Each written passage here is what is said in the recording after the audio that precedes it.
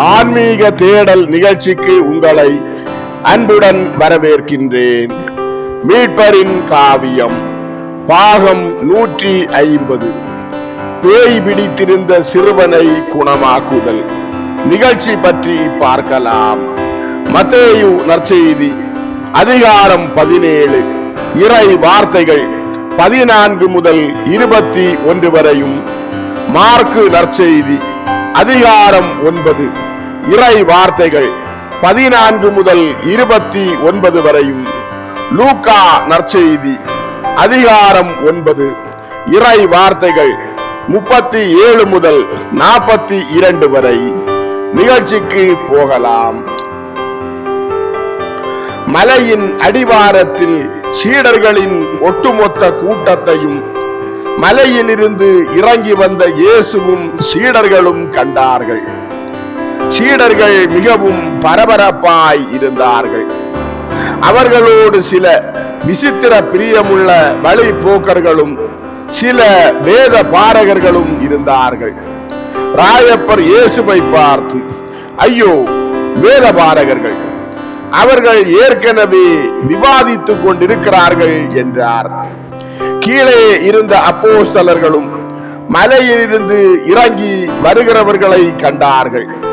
அவர்கள் ஒருவர் ஒருவரிடம் அவர்களை சுட்டி காட்டிவிட்டு, அதன்பின், நீர் எப்படி குருவே இங்கே இருக்கிறீர்? நாங்கள் குறிப்பிட்ட இடத்திற்கு புறப்பட இருந்தோம். ஆனால் வேத பாரகர்களோடு ஒரு விவாதத்தாலும் கவலையுள்ள ஒரு தந்தையின் மன்றாட்டுகளாலும் நாங்கள் தடுத்து நிறுத்தி வைக்கப்பட்டோம் என்றார்கள். இயேசு அவர்களை பார்த்து, நீங்கள் என்ன விவாதித்துக் கொண்டிருந்தீர்கள் என்று கேட்டார்.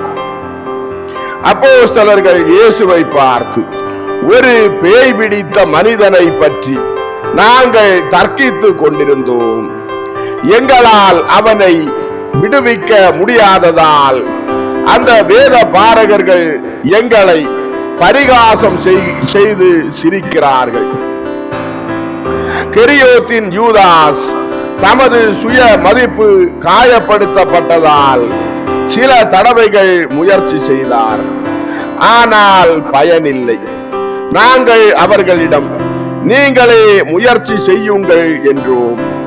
அதற்கு அவர்கள், நாங்கள் பேயோட்டுபவர்கள் அல்ல என்று சொல்லிவிட்டார்கள். காசுலோட் தாபோரில் இருந்து வந்த சில மனிதர்கள் இந்த வழியாக செல்ல நேர்ந்தது. அவர்களிடையே 2 பேயோட்டுபவர்கள் இருந்தார்கள். ஆனால் அவர்களும் இதில் வெற்றி பெறவில்லை. இதோ அந்த தந்தை உம்மிடம் மன்றாடி கேட்க வருகிறார். அவர் சொல்வதை கேட்டருளும் என்றார்கள். அந்த தந்தை மன்றாடியபடி முன்னே வந்து இயேசுவின் முன்பாக மண்டியிட்டார். போதகரே, நான் உம்மை தேடிக்கொண்டு என் மகனோடு கப்பர்நாமுக்கு சென்றேன். நீர் பசாசுகளை துரத்துவதாலும் அனைத்து நோய்களையும் குணப்படுத்துவதாலும் நீர் என் பரிதாபத்திற்குரிய மகனை விடுவிக்கும்படியாக அவனை உம்மிடம் கூட்டி வந்தேன். அவன் ஒரு ஊமை பேயால் அடிக்கடி பீடிக்கப்படுகிறான். அது அவனை பிடிக்கிற போது கழுத்து நெரிக்கப்படுகிற ஒரு மிருகத்தை போல முரட்டுத்தனமாக அலற மட்டும்தான் அவனால் முடிகிறது. அந்த பேய் அவனை தரையில் தள்ளுகிறது. அங்கே அவன் பற்களை கடித்தபடி தரையில் உருளுகிறான். கடிவாளத்தை கடிக்கிற ஒரு குதிரையை போல நுரை தள்ளுகிறான், அல்லது தன்னையே காயப்படுத்தி கொள்கிறான், அல்லது தண்ணீரில் மூழ்கியோ நெருப்பில் எரித்தோ அல்லது அடித்து நொறுக்கப்பட்டோ இறந்து போகும் ஆபத்துக்கு தன்னை உட்படுத்துகிறான். ஏனென்றால் அந்த பேய் ஒரு தடவைக்கு மேல் தண்ணீருக்குள்ளும் நெருப்பிலும் படி கட்டுகளிலும் உருட்டி தள்ளி இருக்கிறது. சீடர்கள் முயற்சி செய்தார்கள், ஆனால் அவர்கள் வெற்றி பெற முடியவில்லை. ஓ நல்ல ஆண்டவரே, என் பேரிலும் என் குழந்தையின் பேரிலும் இரக்கமாயிரும் என்றார். அப்போது வேத பாரகர்கள் கேலியாக சிரித்தனர். இயேசு மகத்துவத்தால் பற்றி எரிந்தபடி உரத்த குரலில், ஓ கெட்டுப்போன சந்ததியே, ஓ சாத்தானிய கூட்டமே, கலகம் செய்கிற படையே, விசுவாசமற்றவர்களும் கொடியவர்களும் ஆகிய நரகத்தின் மக்களே, எவ்வளவு காலம் நான் உங்களோடு இணைந்திருப்பேன்? எவ்வளவு காலம் நான் உங்களை பொறுத்து கொண்டிருப்பேன் என்றார். உடனே வேத பாரகர்களின் கேலி சிரிப்பு நின்று அமைதி நிலவியது. இயேசு அந்த தகப்பனிடம், எழுந்து உன் மகனை இங்கு கூட்டி வா என்றார். அந்த தந்தை உடனே சென்று வேறு மனிதர்களோடு திரும்பி வந்தார். அந்த கூட்டத்திற்கு மத்தியில் ஒரு சிறுவன் இருந்தான். அவனுக்கு 14 வயதுக்குள் இருக்கும். சிறுவன் அழகாக இருந்தான். ஆனால் தடுமாற்றம் அடைந்தவனை போல, மந்த புத்தி உள்ளவனை போல தோன்றினான்.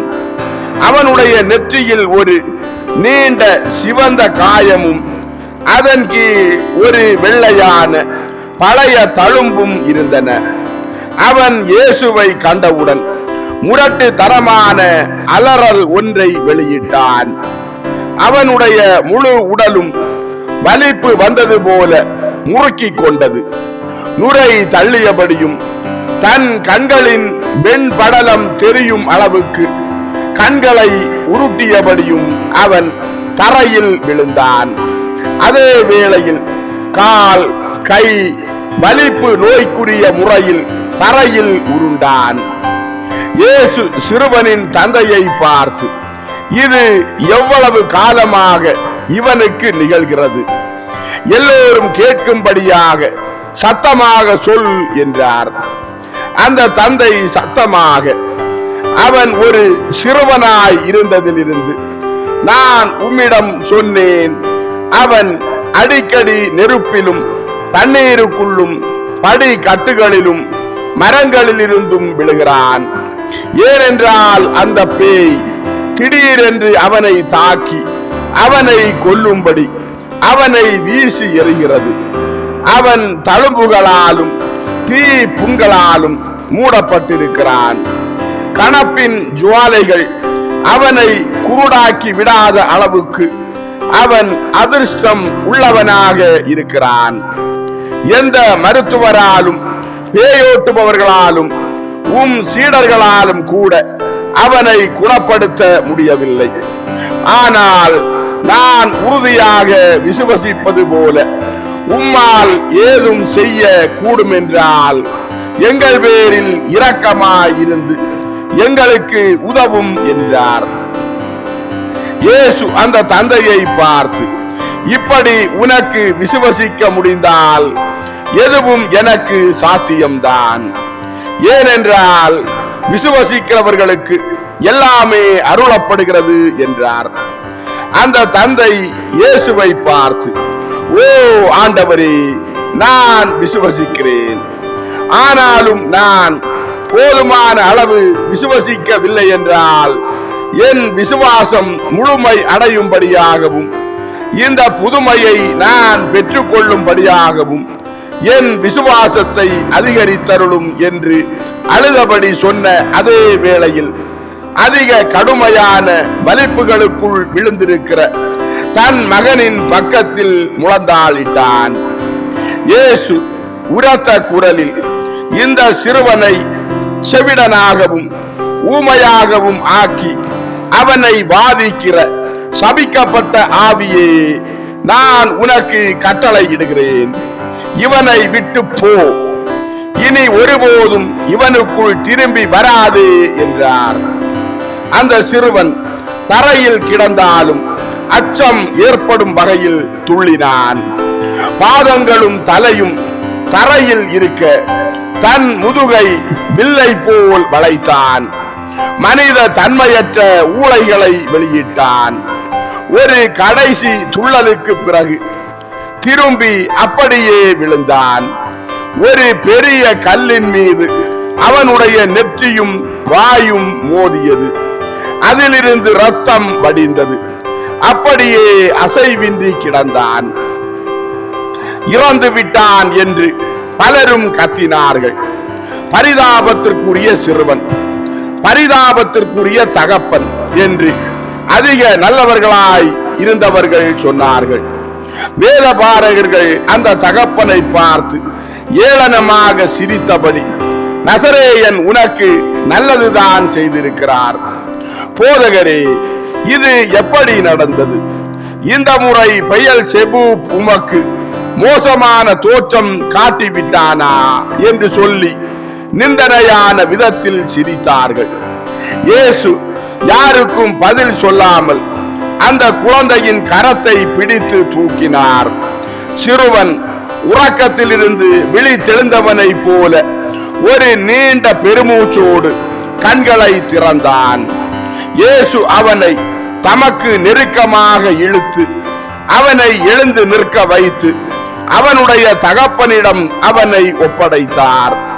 மக்கள் கூட்டம் உற்சாக ஆரவாரம் செய்தது. அந்த வேத பாரகர்கள் கூட்டத்தினரின் கேலி பரிகாசத்தால் துரத்தப்பட்டு அங்கிருந்து ஓடி போனார்கள். இயேசு தம் சீடர்களோடு சென்றார். இயேசுவின் ஒன்றுவிட்ட சகோதரரான சீமோன் இயேசுவை பார்த்து, அதை செய்வதற்கு நீர்தான் தேவையாய் இருந்திருக்கிறீர் என்றார்.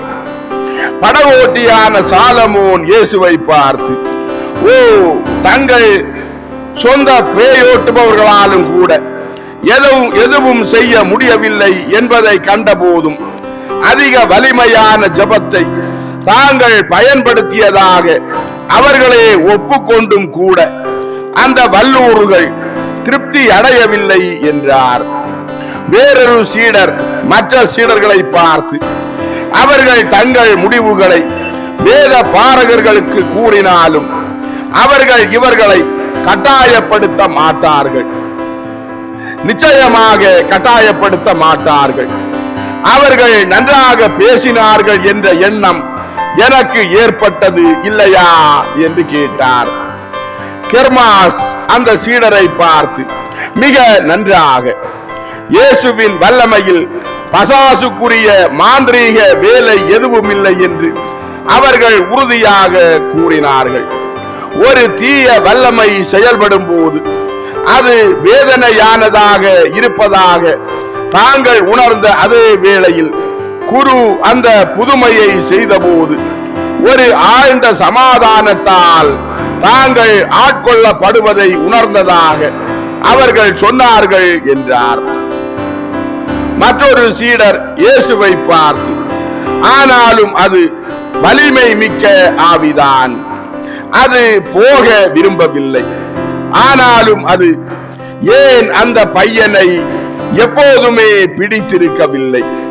அது துரத்தப்பட்ட அல்லது இழக்கப்பட்ட ஓர் ஆவியா, அல்லது அதை தானே துரத்தும் அளவுக்கு அந்த சிறுவன் மிக பரிசுத்தமானவனா என்று கேட்டார். இயேசு சீடர்களை பார்த்து, ஒவ்வொரு நோயும் ஒரு வாதையாகவும் ஒரு ஒழுங்கீனமாகவும் இருப்பதால் அது சாத்தானை மறைத்து வைக்க முடியும். சாத்தான் ஒரு நோயில் மறைந்திருந்து அந்த நோய் ஓர் ஆத்துமத்தை பாதிக்கும்படியாகவும் அது கடவுளை சபிக்கும்படியாகவும் செய்கிறான். அதற்காக அதை பயன்படுத்துகிறான் என்று நான் சில தடவைகள் உங்களுக்கு விளக்கி இருக்கிறேன். அந்த சிறுவன் நோய்வாய்ப்பட்டிருந்தான். அவன் பேயால் பிடிக்கப்பட்டிருக்கவில்லை. அவன் ஒரு பரிசுத்தமான ஆத்துமம்.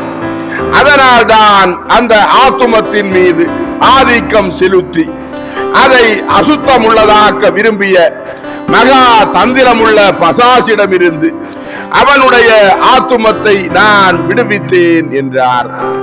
யூதாஸ் இயேசுவை பார்த்து, அது அப்படியானால் அது ஒரு சாதாரண நோயாய் இருந்தால் அதை குணப்படுத்துவதில் எங்களால் ஏன் வெற்றி பெற முடியவில்லை என்று கேட்டான்.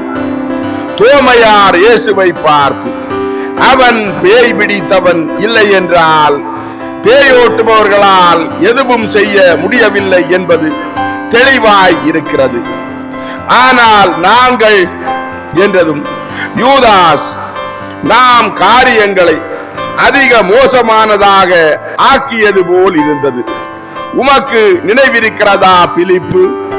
நீர் எனக்கு உதவி செய்து கொண்டிருந்தீர். அவன் என்னை எப்படி எள்ளி நகையாடினான் என்பதை கேட்கவும் பார்க்கவும் செய்தீரே. அவன் என்னிடம், அப்பாலே போ, நம் இருவரில் நீதான் அதிக மோசமான பேய் என்று கூட சொன்னான். அது வேத பாரகர்களை என் முதுகுக்கு பின்னால் சிரிக்கும்படி செய்தது என்றான். இயேசு யூதாசை பார்த்து, அதற்காக நீ வருத்தப்பட்டாயா என்று கேட்டார். யூதாஸ் இயேசுவை பார்த்து, நிச்சயமாக எள்ளி நகையாடப்படுவது மகிழ்ச்சியான காரியம் அல்ல. அதுவும் உமது அப்போஸ்தலனாக இருக்கும் போது அது பயனுள்ளதல்ல. அவன் தன் அதிகாரத்தை இழக்கிறான் என்றான். இயேசு யூதாசை பார்த்து, நீ கடவுளை உன்னோடு கொண்டிருக்கும் போது உலகம் முழுவதும் உன்னை பரிகசித்து சிரித்தாலும் நீ அதிகாரம் உள்ளவனாய் இருக்கிறாய் என்றார். யூதாஸ் இயேசுவை பார்த்து, இத்தகைய தோல்விகளை மீண்டும் நாங்கள் அனுபவிக்காமல் இருக்கும்படியாக எங்கள் வல்லமையை அதிகரியும். குறைந்தபட்சம் உம் அப்போஸ்தலர்களின் வல்லமையாவது அதிகரியும் என்றான். இயேசு யூதாசை பார்த்து, உங்கள் வல்லமையை நான் அதிகரிக்க கூடாது. அதனால் எந்த பயனும் இராது. வெற்றி பெறுவதற்கு அதை நீங்களே செய்ய வேண்டும். உங்கள் வல்லமை குறைபாட்டால் தான் நீங்கள் தோல்வி அடைந்தீர்கள். மேலும் நான் உங்களுக்கு தந்ததை பரிசுத்தமற்ற அம்சங்களை கொண்டு நீங்கள் சுருக்கி கொண்டீர்கள். அதிக பெரிதான வெற்றிகளை அடையும் நம்பிக்கையில் அவற்றை சேர்த்து கொள்ள நீங்கள் விரும்பினீர்கள் என்பதும் உங்கள் தோல்விக்கு காரணம் என்றார். யூதாஸ் இயேசுவை பார்த்து, நீர் என்னை குறிப்பிட்டு சொல்கிறீரா ஆண்டவரே என்றான். இயேசு யூதாசை பார்த்து, அதற்கு நீ தகுதி உள்ளவனா என்பது உனக்கு தெரியும். நான் எல்லாரிடமும் தான் பேசிக் கொண்டிருக்கிறேன் என்றார். பர்த்தலோமை இயேசுவை பார்த்து, அப்படியானால் அத்தகைய பசாசுகளை துரத்த தேவையானது எது என்று கேட்டார். இயேசு பர்த்தலோமையை பார்த்து, ஜபமும் உபவாசமும், வேறு எதுவும் தேவையில்லை. ஜபியுங்கள், உபவாசம் இருங்கள். உங்கள் உடல்களில் மட்டுமல்ல, உங்கள் அகங்காரம் திருப்தி அடையாமல் விடப்பட்டிருப்பது உங்களுக்கு நலமாக இருக்கும். திருப்திப்படுத்தப்பட்ட அகங்காரம் மனதையும் ஆத்துமத்தையும் ஆர்வமும் திறனுமற்றதாக்கி விடுகிறது. உடல் அதிகமாக நிறைந்திருக்கும் போது தூக்க மயக்கமும் சோம்பலும் உள்ளதாகி விடுவது போல ஜெபம் வெதுவெதுப்புள்ளதும் மந்தமானதுமாக ஆகிவிடுகிறது என்றார். அன்பார்ந்தவர்களே, ஆன்மீக தேடல் மீட்பரின் காவியம் பாகம் 150 பேய் பிடித்திருந்த சிறுவனை குணமாக்குதல் நிகழ்ச்சி இதோடு நிறைவடைந்தது. அடுத்த நிகழ்ச்சியில் உங்களை சந்திக்கும் வரை உங்களிடமிருந்து விடைபெறும் உங்கள் ஜான் பிரிட்டோ. ஆன்மீக தேடல் தொடரும். நன்றி.